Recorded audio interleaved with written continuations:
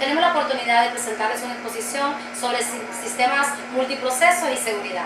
Somos estudiantes de la Universidad Pedagógica Nacional Francisco Morazán. Con ustedes, Danis Power, Delia Altamirano, Gabino Fernández, Kevin Murillo y su servidora, Yadit Gómez.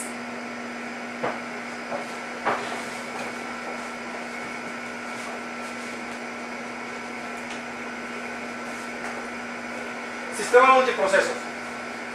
A medida que ha ido evolucionando los sistemas operativos, nosotros los usuarios a su vez queremos equipos más potentes. Claro, ¿verdad?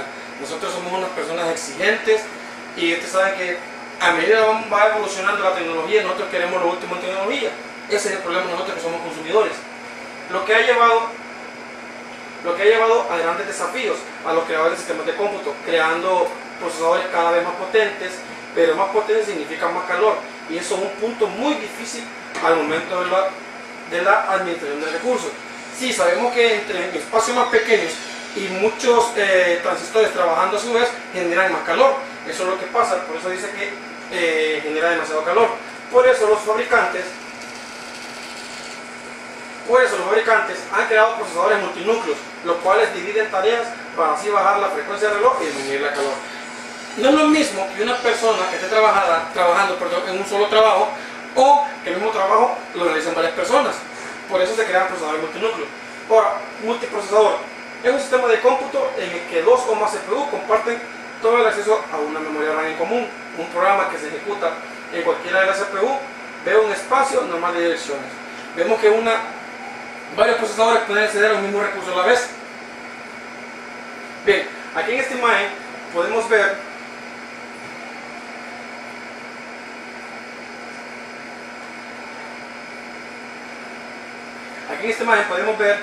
las CPU cómo están distribuidas. Dice la imagen 1, un multiprocesador con memoria compartida. Vemos como los CPU, que son estas C, pueden acceder a la memoria compartida todos al mismo tiempo. El inciso B, un multicomputador con paso de memoria. Ellos pueden acceder a espacios de memoria predeterminada. Y la C, un sistema distribuido de memoria amplia. Podemos ver que el CPU está complementado con la memoria y que funcionan en un solo con internet. Ahora, multiprocesadores UMA con arquitectura basada en bus. Dos o más CPU y uno o más módulos de memoria utilizan el mismo bus para comunicarse. Cuando una CPU desea leer la palabra en memoria, primero comprueba si el bus está ocupado. ¿Por qué lo comprueba? Porque si a la hora de enviar los datos puede ser que el bus esté ocupado y entonces se va a formar un conflicto. Muchas veces se le llama choque o algo así. Si está inactivo, la CPU coloca la dirección de la palabra que desea en el bus. Declara unas cuantas señales de control y espera hasta que la memoria coloque la palabra deseada en el bus. Lo que le estaba explicando, ahora tiene que esperar que el bus, el trayecto, esté vacío. ¿Para qué? Para así colocar y enviar la palabra a la memoria específica.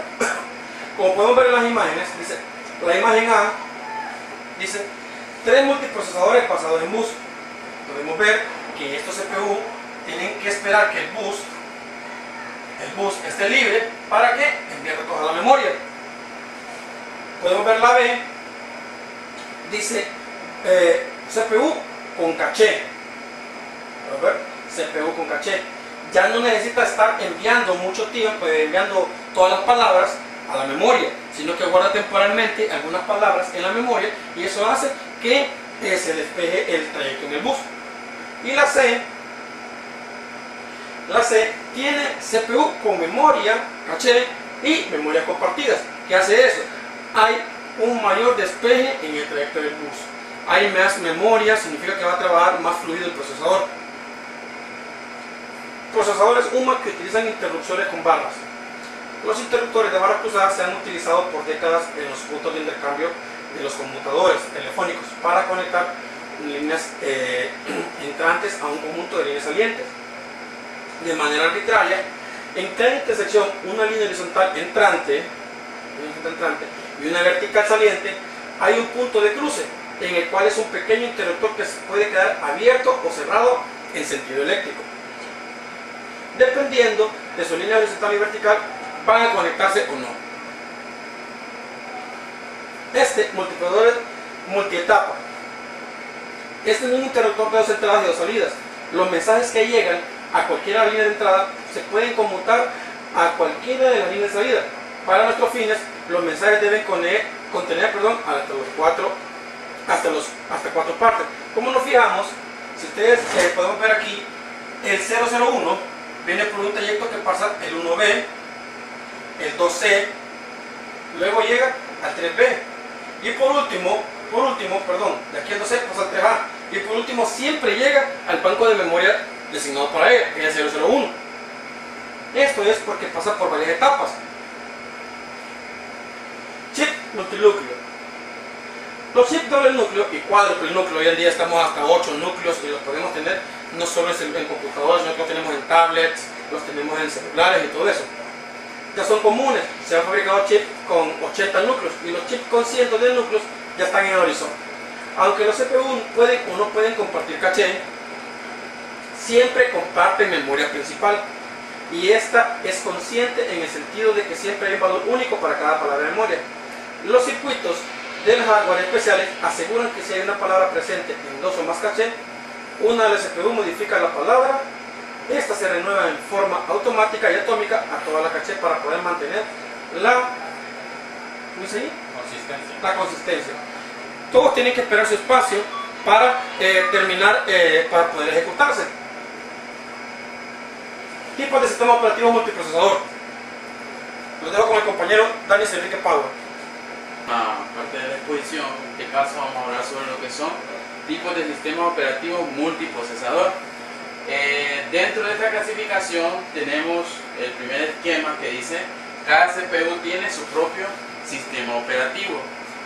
La manera más simple posible de organizar un sistema operativo multiprocesador es dividir estáticamente la memoria y su propia copia del sistema operativo, así como lo podemos observar aquí en la imagen, que aquí podemos ver una memoria compartida para cada uno de los CPU que está ahí y cada uno de ellos tiene una copia del sistema operativo. En efecto, las CPU operan entonces como N computadoras independientes. Una optimización obvia es permitir que todas las CPU compartan el código del sistema operativo y obtengan copias privadas solo de las estructuras de datos del sistema operativo. Aquí lo que podemos ver es que esta memoria está compartida en cuatro partes y que cada una opera con cada uno de los CPU. Al momento de ejecutar un proceso, pues estas llaman, ¿verdad?, a la memoria y como la memoria está asignada para una parte de la memoria está asignada para cada proceso, entonces por eso podemos ver aquí la compartición entre ambas. Y esto hace que los procesos sean más rápidos. Luego tenemos los tipos de multiprocesadores maestro-esclavo. Aquí hay una gran diferencia, ¿verdad? Como dice maestro-esclavo, donde un CPU es el encargado de regir todos los demás procesos. Cuando hablamos de eso es que ese CPU va a regir al momento de operar, el que va a permitir quiénes van a procesar esa acción o ese proceso que se ha llamado, es el que dirige. Dice, aquí hay una copia del sistema operativo y sus tablas presentes en la CPU 1 y nada más ahí. Todas las llamadas al sistema se redirigen a la CPU 1 para procesarlas ahí. La CPU 1 también puede ejecutar procesos de usuario si tiene tiempo de sobra. A este modelo se le conoce como maestro-esclavo. Por ejemplo, si este quiere realizar algún proceso, tiene que pedir, ¿verdad?, al CPU 1, que es el maestro, ¿verdad?, o el que está rigiendo el proceso de los demás.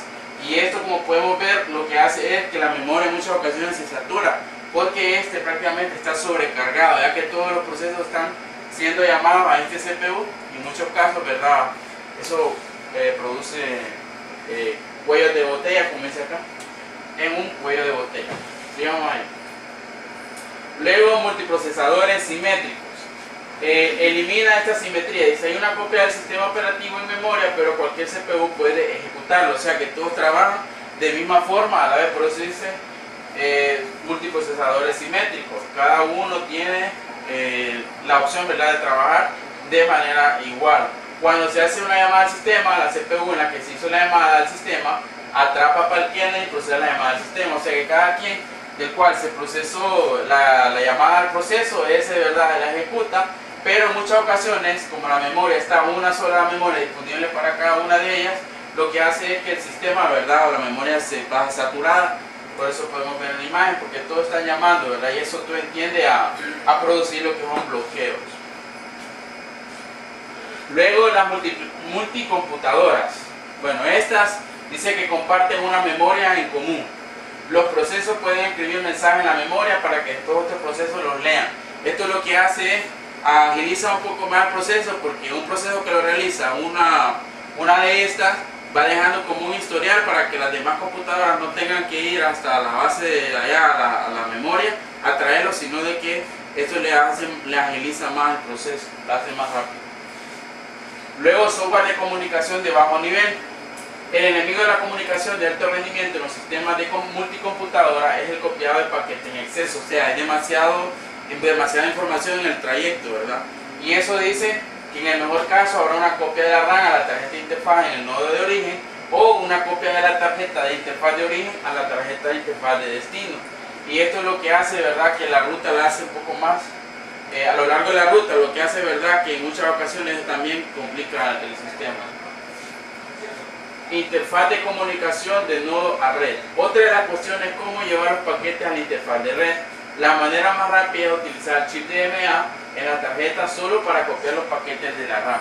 El problema con este método es que el DMA utiliza direcciones físicas en vez de virtuales y se ejecuta de manera independiente a la CPU. Este también lo que hace, ¿verdad?, que en muchas ocasiones también produce mucha lentitud en el proceso. Para continuar con la presentación, pues déjame acompañar de él. La computadora contenga varias máquinas virtuales, cada una de las cuales puede llegar a ejecutar un sistema operativo distinto. Las ventajas más que todo de la virtualización serían que reduce el costo en lo que son el hardware y disminuye el número de servidores físicos, ya que los demás son virtuales, y aumenta la eficacia en la utilización del espacio de memoria. Para poder realizar lo que es la virtualización se necesita que tengamos una máquina física y después agregamos lo que son las máquinas virtuales.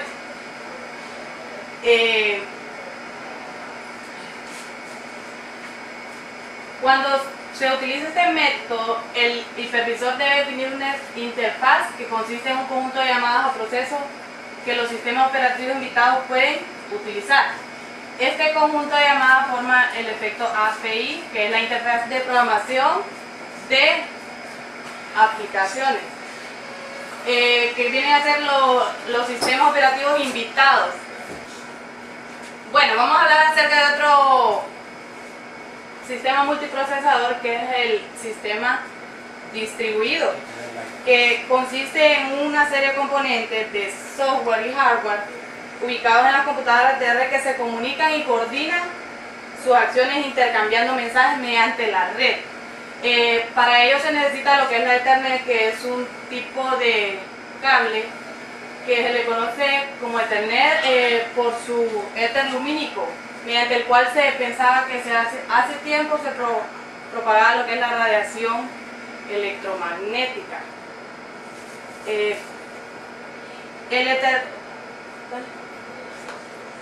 Bueno, lo voy a dejar con el compañero que va a hablar acerca de lo que es seguridad.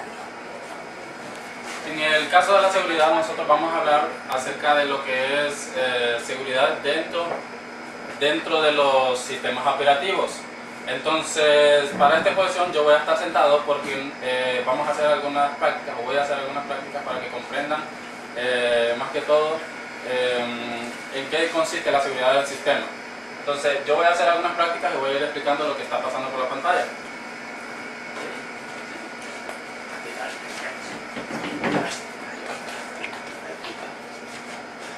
A medida que se almacena cada vez mayor información en los sistemas computacionales, se vuelve cada vez más importante la necesidad de protegerla. Por lo tanto, proteger esta información contra el uso no autorizado es una de las principales preocupaciones de todos los sistemas operativos. Por desgracia, también es cada vez más difícil hacer esto debido a la amplia aceptación de los sistemas inflados y los errores que los acompañan. Los sistemas inflados son los sistemas operativos que incluyen muchas características que podemos considerar innecesarias para el usuario final. Mientras más herramientas innecesarias incluya, quiere decir que hay una mayor posibilidad de que estas herramientas contengan errores y fallos que pueden dar pie a una intrusión dentro del sistema operativo. La seguridad, su objetivo y el ente que lo amenaza. La confidencialidad de los datos está amenazado por la exposición de los datos. O sea, tenemos unos datos que necesitamos proteger y en el caso de que alguien acceda a ellos, podremos decirle que estos datos están expuestos a manipulación o a la extracción de ellos. La integridad de los datos. La amenaza se refiere a la alteración de los datos. Supongamos que tenemos datos, por ejemplo, de un banco en el que guarda registros de depósitos y retiro, y la alteración de los datos nos permite saber de que estos datos han sido alterados. La cantidad de dinero que ha sido retirada o depositada puede variar. Disponibilidad del sistema, que la amenaza sería la negación del servicio. En la disponibilidad del sistema tenemos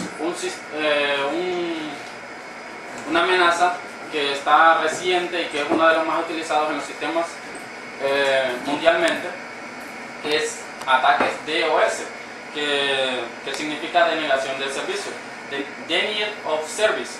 Esta técnica es una de las más utilizadas por los hackers que desean interrumpir un servicio proporcionado a usuarios. Exclusión de los usuarios externos. Los virus se propagan en el sistema. En este caso podemos decir de que los virus se apropian de los sistemas, de sus archivos, y el usuario es incapaz de acceder a ellos. Intrusos. En la literatura de la seguridad, las personas que husmean en lugares en donde no tienen por qué hacerlo se conocen como intrusos o algunas veces como adversarios. Los intrusos actúan de dos formas distintas. Los intrusos pasivos solo quieren leer archivos para los cuales no tienen autorización, y los intrusos activos son más maliciosos, desean realizar modificaciones no autorizadas a los datos. Podemos encontrar en este caso algunas personas los que llaman hackers. Existen hackers blancos y hackers negros. Los hackers blancos son personas que tienen permiso para acceder a los datos, y los hackers negros son los que no lo hacen con autorización, modifican muchas veces los datos o extraen los datos para hacer uso indebido de ellos. Categorías de los intrusos. Usuarios no técnicos que se entrometen en forma casual, o sea que acceden a la computadora y husmean dentro de los archivos. Intrusos que husmean generalmente para conseguir información, para realizar intromisiones más profundas. Intentos determinados por obtener dinero. En esta tenemos específicamente a los hackers o crackers que obtienen números de tarjetas de crédito o identificaciones. Espionaje comercial o militar. Este es una intrusión a gran escala en el que se introducen dentro de páginas o servidores del gobierno o militar que contienen información crucial para el comercio o para la seguridad de un país. Pérdida accidental de datos. Además de las amenazas ocasionadas por los intrusos maliciosos por accidente, se pueden perder datos valiosos. Accidentes y desastres naturales, errores de hardware o software y errores humanos son tres de ellos de los más comunes. Cuando un sistema operativo tiene un sistema de seguridad que proteja contra accidentes y desastres naturales, errores de hardware, software o errores humanos, se ocasiona la pérdida de datos. Y para esto es necesario por eso tener un backup o un respaldo de los archivos que se utilizan y que son importantes. Como siguiente punto tenemos lo que es la criptografía, que es el cifrado de la información. La criptografía desempeña un importante papel en la seguridad. El propósito de la criptografía es tomar un mensaje o archivo conocido como texto simple y convertirlo en texto cifrado de tal forma que solo las personas autorizadas sepan cómo convertirlo nuevamente en texto simple. Para todos los demás, el texto cifrado es solo una sucesión incomprensible de bits. En este caso tenemos un ejemplo que es la imagen en que muestra el texto simple, que es el abecedario completo, y el texto cifrado, que es una secuencia de caracteres que hacen reemplazo a el texto simple. Para el caso podemos decir de que mi nombre cifrado, que sería Gabino, que se compone por 6 letras, sería U, W, O, F, E. Esto se llama llave. Cuando una persona recibe un texto cifrado y obtiene la llave, puede hacer reemplazo de esas palabras cifradas o letras y obtener el texto que quiere obtener. Para este caso vamos a hacer un ejercicio en el que muestra cómo un sistema de cifrado codifica muchas veces la información para ocultarla de ciertos usuarios a los que no se desea que accedan.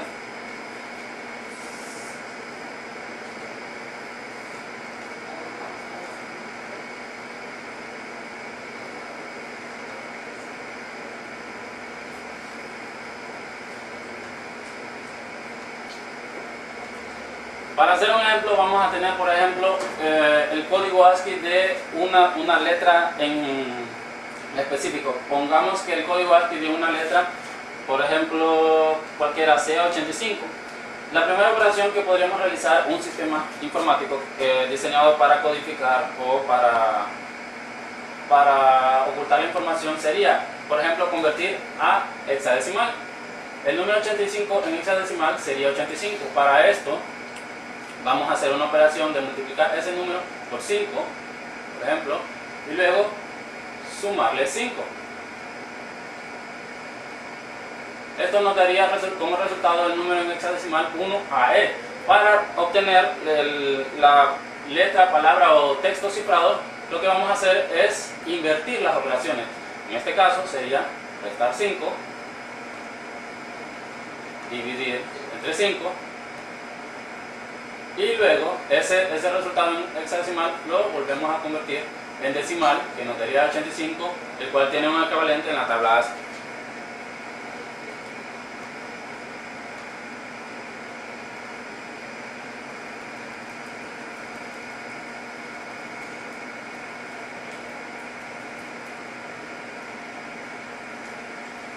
Mecanismos de protección. ¿Cómo proteger la información?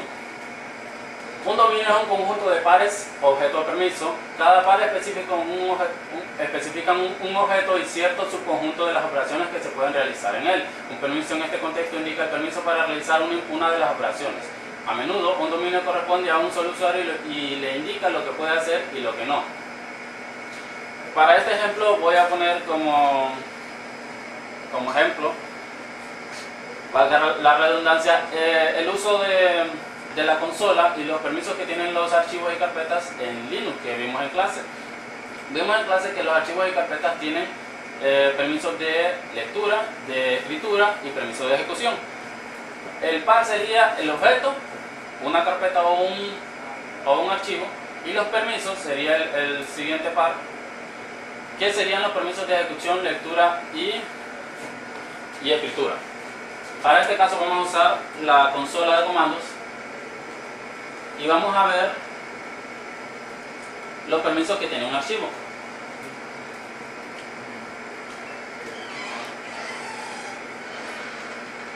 Vamos a ejecutar la consola como administrador y vamos a acceder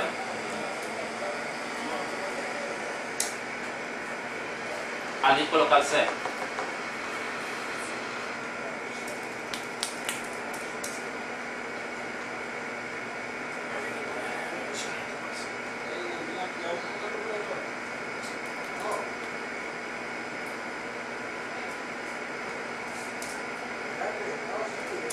Aquí podemos ver una lista de directorios y archivos en el cual, para ver los atributos de ellos, tenemos el comando attrib que nos muestra los atributos.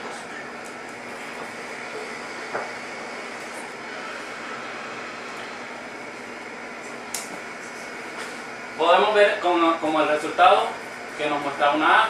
Eso quiere decir de que ese archivo está catalogado como archivo dentro del sistema operativo.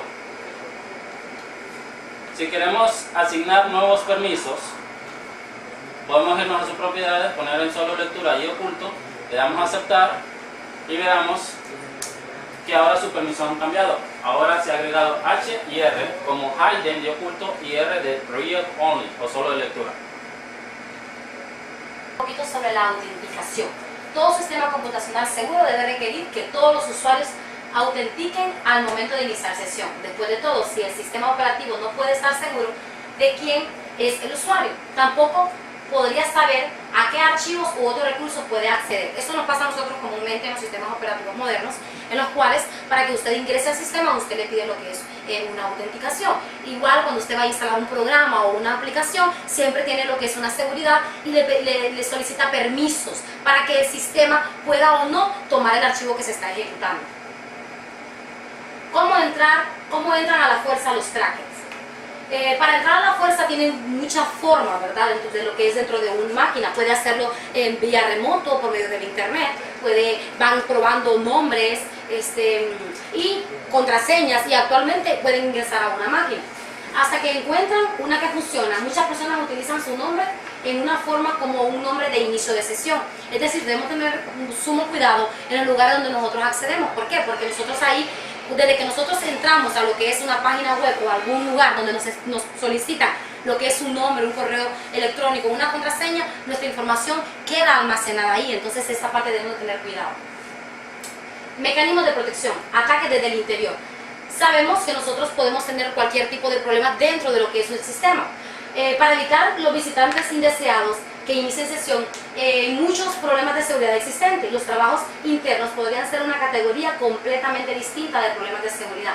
Los programadores y otros empleados de la empresa que operan una computadora y se debe proteger o crean software crítico que son los que se ejecutan cualquier tipo de trabajo. Entre ellos, aquellos tipos de archivos que pueden ocasionar problemas dentro de lo que es la institución o que podrían dejar cualquier usuario en estas máquinas son bombas lógicas, trampas, suplantadores de identidad en el inicio de una sesión. Malware. En los tiempos antiguos, los adolescentes aburridos pero inteligentes algunas veces utilizaban sus horas de ocio para escribir software malicioso que después liberaban en un mundo solo para hacerlo, un software para hacer lo que era un daño, ¿verdad? Entre estos tipos de software que pueden ocasionar daño en nuestro equipo se encuentran lo que son los caballos de Troya, que están ocultos dentro de otro software. Tenemos los virus, los gusanos o los keylogger, ¿verdad? Que cada uno de ellos ocasiona lo que son diferentes problemas dentro del equipo. Y hablando del keylogger un poquito, que es un tipo de programa que le permite a usted poder tomar lo que son las contraseñas o el correo electrónico de una persona y así usted puede tener acceso a lo que deja como un registro de todas las operaciones que se realizan dentro del equipo. Los malware, tipos de virus. Virus de compañía que se ejecutan cuando se ejecuta un programa, es decir, muchas veces a nuestros correos llegan algunos tipos de aplicaciones que nosotros los ejecutamos. Desde el momento que nosotros nos abrimos automáticamente, se instala en nuestro sistema y puede ocasionar un problema. Virus residentes en memoria. Son aquellos virus que se alojan en la memoria RAM. Y tenemos los virus del sector de arranque. Estos se van alojando en lo que son los sectores de arranque de nuestro disco duro. Los gusanos.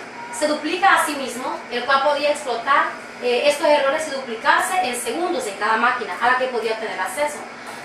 Trabajo en el programa durante meses, tiempo en el cual lo optimizó con cuidado e hizo que tratara de ocultar sus pistas. Es decir, en muchas ocasiones no se puede encontrar el rastro de ellos, pero sí se multiplican rápidamente y ocasionan serios problemas en nuestro sistema.